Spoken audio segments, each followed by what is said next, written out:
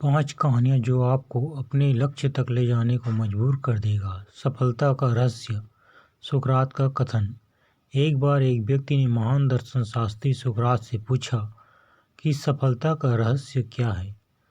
सुकरात ने उस इंसान को कहा कि वह कल सुबह नदी के पास मिले, वहीं पर उसे अपने प्रश्न का जवाब मिलेगा। जब दूसरे दिन सुबह वह व्यक्ति नदी के पास मिला तो सुकरात ने उसको नदी में उतरकर नदी की गहराई मापने के लिए कहा। वह व्यक्ति नदी में उतरकर आगे की तरफ जाने लगा। जैसे ही पानी उस व्यक्ति के नाक तक पहुंचा, पीछे से सुकरात ने आकर अचानक से उसका मुंह पानी में डुबो दिया। वह व्यक्ति बाहर निकलने के लिए छटपटाने लगा, बाहर निकलने की कोशिश करने लगा, लेकिन सुकरात थोड़े ज़्यादा मजबूत कद काठी के थे। सुकरात ने उसे काफ़ी देर तक पानी में डुबोए रखा। कुछ समय बाद सुकरात ने उसे छोड़ दिया और उस व्यक्ति ने जल्दी से अपना मुंह पानी से बाहर निकाल कर जल्दी सांस ली। सुकरात ने उस व्यक्ति से पूछा, जब तुम पानी में थे तो तुम क्या चाहते थे? व्यक्ति ने कहा, जल्दी से बाहर निकलकर सांस लेना चाहता था। सुकरात ने कहा, यही तुम्हारे प्रश्न का उत्तर है। जब तुम सफलता को उतनी ही तीव्र इच्छा से चाहोगे जितनी तीव्र इच्छा से तुम सांस लेना चाहते हो, तो तुम्हें सफलता निश्चित रूप से मिल जाएगी। दूसरी कहानी है अभ्यास का महत्व। प्राचीन समय में विद्यार्थी गुरुकुल में रहकर ही पढ़ा करते थे। बच्चे को शिक्षा ग्रहण करने के लिए गुरुकुल में भेजा जाता था। बच्चे गुरुकुल में गुरु के सानिध्य में आश्रम की देखभाल किया करते थे और अध्ययन भी किया करते थे। वृद्धराज को भी सभी की तरह गुरुकुल भेज दिया गया। वहाँ आश्रम में अपने साथियों के साथ घुलने मिलने लगा, लेकिन वह पढ़ने में बहुत ही कमज़ोर था। गुरु जी की कोई भी बात उसके बहुत कम समझ में आती थी। इस कारण सभी के बीच वह उपहास का कारण बनता था।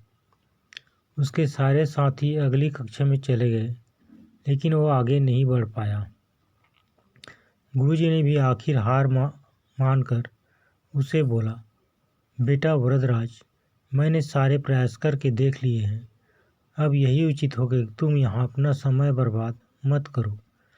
अपने घर चले जाओ और घर वालों की काम में मदद करो।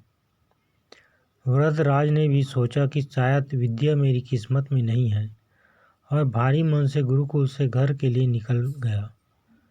दोपहर का समय था। रास्ते में उसे प्यास लगने लगी। इधर उधर देखने पर उसने पाया कि थोड़ी दूर पर ही कुछ महिलाएं कुएं से पानी भर रही थी। वह कुएं के पास गया। वहाँ पत्थरों पर रस्सी के आने जाने से निशान बने हुए थे। तो उसने महिलाओं से पूछा, यह निशान आपने कैसे बनाए?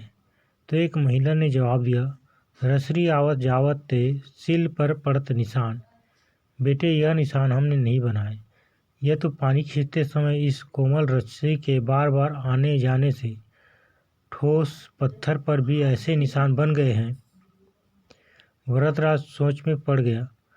उसने विचार किया कि जब एक कोमल से रस्सी के बार बार आने जाने से एक ठोस पत्थर पर गहरे निशान बन सकते हैं, तो निरंतर अभ्यास से मैं विद्या ग्रहण क्यों नहीं कर सकता। वृद्धराज ढेर सारे उत्साह के साथ वापस गुरुकुल आया और अथक कड़ी मेहनत की। गुरुजी ने भी खुश होकर भरपूर सहयोग किया। कुछ ही सालों बाद वह मंदबुद्धि बालक वृद्धराज आगे चलकर संस्कृत व्याकरण का महान विद्वान बना, जिसने लघु सिद्धांत कौमुदी, मध्य सिद्धांत कौमुदी, सार सिद्धांत कौमुदी, गीर्वाण पद मंजरी की रचना की। इस कहानी से यह शिक्षा मिलती है कि दोस्तों, अभ्यास की शक्ति का तो कहना ही क्या है। यह आपके हर सपने को पूरा करेगी। अभ्यास बहुत ज़रूरी है, चाहे वो खेल हो या पढ़ाई में हो, किसी और चीज़ में। बिना अभ्यास के आप सफल नहीं हो सकते हो। अगर आप बिना अभ्यास के केवल किस्मत के भरोसे बैठे रहोगे तो आखिर में आपको पछतावे के सिवा और कुछ हाथ नहीं लगेगा। इसलिए अभ्यास के साथ धैर्य, परिश्रम और लगन रखकर आप अपनी मंजिल को पाने के लिए जुट जाएं। तीसरी कहानी है अभिनव बिंद्रा की। अभिनव बिंद्रा जिद और जुनून ने दिलाया गोल्ड ओलंपिक में भारत को गोल्ड मेडल मिलने से हर भारतवासी खुशी से झूम उठा। बिंद्रा की जिद और जुनून ने उन्हें इस मुकाम पर पहुंचाया है। बैंकॉक में हुए वर्ल्ड शूटिंग चैंपियनशिप में बिंद्रा की टीममेट रही इंटरनेशनल शूटर श्वेता चौधरी ने कहा कि बिंद्रा ने जो कहा वह कर दिखाया। श्वेता मामूली अंतर से ओलंपिक टीम में जगह बनाने में नाकाम रही। श्वेता ने बताया कि बिंद्रा ओलंपिक गोल्ड के लिए पिछले 4 साल से अनवरत मेहनत कर रहे थे। बिंद्रा ने जो कहा वह कर दिखाया। ऐसे बदली दुनिया। श्वेता बताती हैं कि एथेंस ओलंपिक के बाद अभिनव के व्यवहार में चेंज आया। एथेंस ओलंपिक में पदक हासिल न करने के बाद ही उन्होंने निश्चय कर लिया था कि वह अगला मौका बीजिंग ओलंपिक नहीं गंवाएंगे। एक स्मरण सुनाते हुए श्वेता ने कहा कि बैंकॉक में वर्ल्ड चैंपियनशिप के दौरान जब भारतीय टीम के अन्य शूटर शाम को शहर घूमने गए थे, बिंद्रा जिम में एक्सरसाइज कर रहे थे। शायद अभिनव को एथेंस ओलंपिक में पदक नहीं जीतने का सदमा ऐसा लगा कि उनके व्यवहार में काफ़ी परिवर्तन आ गया। उसके बाद वह रिजर्व रहने लगे। इसके पहले वह साथियों के बीच आकर हंसी मजाक करते थे। इसके बाद वह लगातार विदेशों में जाकर प्रैक्टिस करते रहे। श्वेता ने बताया कि बिंद्रा ने स्वयं ही अपने लिए प्राइवेट कोच व फिजियो नियुक्त किया था। इसके बावजूद छोटी प्रतियोगिताओं में उनके मेडल न जीतने पर कई बार उनकी आलोचना भी हुई, परंतु उनको जानने वाले जानते थे कि अभिनव में वह क्षमता है जो वक्त आने पर बड़ी प्रतियोगिता में अवश्य दिखेगा।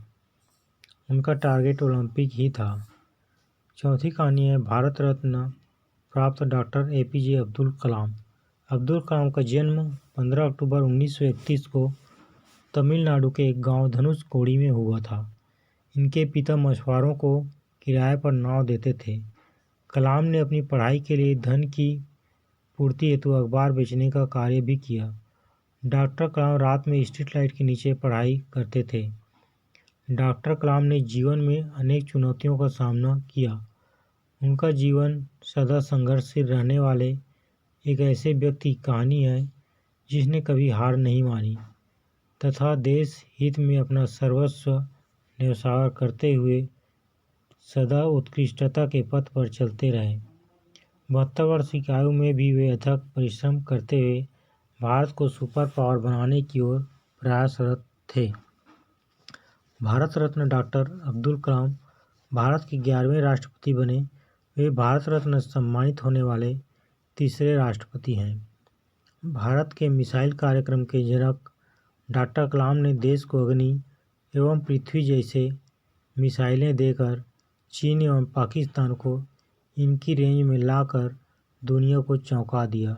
डॉक्टर कलाम पायलट बनकर हवाई जहाज उड़ाना चाहते थे, या यूं कहे कि पायलट बनना उनका सपना था। एक बार एयर फोर्स के पायलट के साक्षात्कार में 9वें नंबर पर आने के कारण कुल 8 प्रत्याशियों का चयन करना था। उन्हें निराश होना पड़ा था और वे निराश होकर के नदी के पास अनमने मन से टहल रहे थे। तभी ऋषिकेश बाबा शिवानंद की नज़र उन पर पड़ी। बाबा ने पूछा, तुम इस तरह अनमने मन से यहाँ क्यों टहल रहे हो? तब डॉक्टर कलाम ने अपनी व्यथा उन्हें सुनाई। बाबा ने उन्हें कहा, हो सकता है ईश्वर ने तुम्हें इससे बेहतर कार्य के लिए चुना हो। बाबा शिवानंद का कहने का अर्थ यह था कि असफलता से निराश होने की आवश्यकता नहीं। यह सफलता आपकी दूसरी सफलताओं के द्वार खोल सकती है। तुम्हें जीवन में कहाँ पहुँचना है इसका पता नहीं। आप कर्म करो, ईश्वर पर विश्वास करो। डॉक्टर कलाम का जीवन हर उस नवयुवक के लिए आदर्श प्रेरणा स्रोत है जो अपने जीवन में असफलता मिलने पर ही निराश हो जाते हैं। डॉक्टर कलाम ने अपने सारे जीवन में निस्वार्थ सेवा कार्य किया। उनका राष्ट्र प्रेम और उनका देशभक्ति का जज्बा हर भारतीय के लिए सबक एवं प्रेरणा का पुंज है और हमेशा रहेगा। और पांचवी कहानी है महान गणितज्ञ रामानुजन की। रामानुजन धुन के पक्के। रामानुजन का जन्म एक गरीब परिवार में 22 दिसंबर 1887 को तमिलनाडु के ईरोड कस्बे में हुआ था। उनके पिता एक गारमेंट की दुकान पर कलर का काम करते थे। रामानुजन के जीवन पर उनकी मां का बहुत प्रभाव था। जब वे 11 वर्ष के थे तो उन्होंने गणित की किताब की पूरी मास्टरी कर ली थी। गणित का ज्ञान तो उन्हें जैसे ईश्वर के यहाँ से ही मिला था। 14 वर्ष की उम्र में उन्हें मेरिट सर्टिफिकेट्स एवं कई अवार्ड मिले। वर्ष 1904 में जब उन्होंने टाउन हाई स्कूल से स्नातक पास की तो उन्हें के रंगनाथा राव पुरस्कार प्रधानाध्यापक कृष्ण स्वामी अय्यर द्वारा प्रदान किया गया। वर्ष 1909 में उनकी शादी हुई। उसके बाद वर्ष 1910 में उनका एक ऑपरेशन हुआ। घर वालों के पास उनके ऑपरेशन में प्राप्त राशि नहीं थी। एक डॉक्टर ने उनका मुफ्त में यह ऑपरेशन किया था। इस ऑपरेशन के बाद रामानुजन नौकरी की तलाश में जुट गए। वे मद्रास में जगह जगह नौकरी के लिए घूमे। इसके लिए उन्होंने ट्यूशन भी किए। वे पुनः बीमार पड़ गए। इसी बीच वे गणित में अपना कार्य करते रहे। ठीक होने के बाद उनका संपर्क नेलोर के जिला कलेक्टर रामचंद्र राव से हुआ। वह रामानुजन के गणित में के कार्य में बेहद प्रभावित हुए। उन्होंने रामानुजन की आर्थिक मदद भी की। वर्ष 1912 में उन्हें मद्रास में चीफ अकाउंटेंट के ऑफिस में क्लर्क की नौकरी भी मिल गई। वे ऑफिस का कार्य जल्दी पूरा करने के बाद गणित का रिसर्च करते रहते। इसके बाद वे इंग्लैंड चले गए। वहाँ उनके कार्य की खूब प्रशंसा मिली। उनके गणित के अनूठे ज्ञान को खूब सराहना मिली। वर्ष 1918 में उन्हें ट्रिनिटी कॉलेज कैम्ब्रिज का फेलो चुना गया। वह पहले भारतीय थे जिन्हें इस सम्मान के लिए चुना गया। बहुत मेहनती एवं धुन के पक्के थे। कोई भी विषम परिस्थिति, आर्थिक कठिनाइयाँ, बीमारी एवं अन्य परेशानियाँ उन्हें अपनी धुन से नहीं डिगा सकी। वे अंततः सफल हुए। आज उन्हें विश्व के महान गणितज्ञों में शुमार किया जाता है। 32 वर्ष की छोटी उम्र में ही इस प्रतिभाशाली व्यक्ति का देहावसान हो गया। दुनिया ने एक महान गणितज्ञ को खो दिया।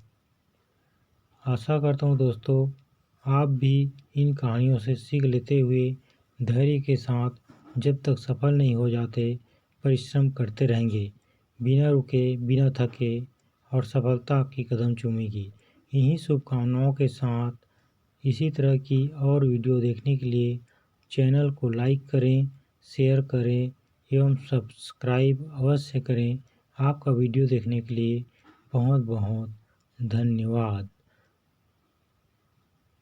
प्लीज़ लाइक, शेयर एवं सब्सक्राइब माय चैनल।